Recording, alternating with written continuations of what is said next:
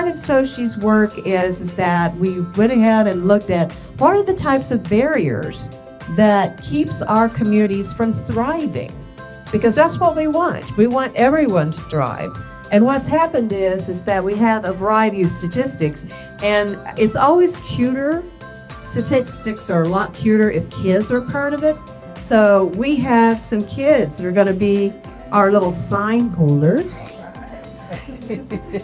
And the first, can you then point this towards the cameras? See the cameras down there? You make sure they see that, okay? This is SOCI increased kindergarten readiness by 40%. What that means is kids enter into our centers, and if they're 4-year-olds, 3-year-olds, and they may only be 15% developmentally ready for kindergarten.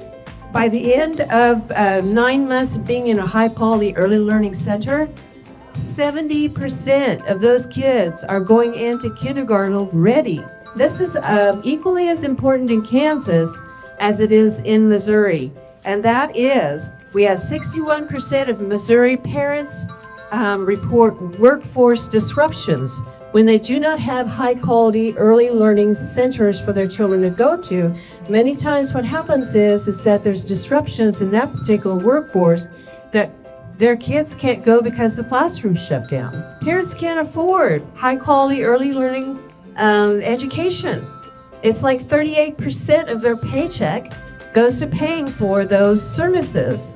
So if we can figure out a way to bring in other resources to reduce the amount of money that these parents have to pay, we can have more kids in school. And we're looking for full day, full year experiences for kids, because research tells us that the outcomes for those kids as they navigate through K through 12 learning experiences, they do quite well. We need to support early childhood teachers and educators. And that's because we need to make sure that they have livable wages. And so a lot of our partners help us in being able to garner resources to where we can then support teachers as well. So we're interested in supporting teachers, we're interested in supporting parents, we're interested in supporting families, we're interested in supporting children, and we're interested in supporting employers. And if we can then figure out a way to look at barriers and meet those gaps, then we're going to have a more prosperous community. So that is our vision.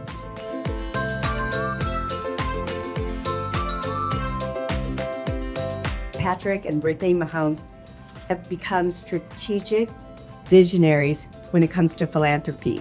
Year over year, they identify organizations and they help those organizations elevate and do more. As immediate past chair for Systems and Care Initiative, I'm so thankful that we are the recipient this year and able to provide 5 families with early education scholarships. You may have heard about a kazoo train coming, and so we have Dixie and the Traveling Kazoos.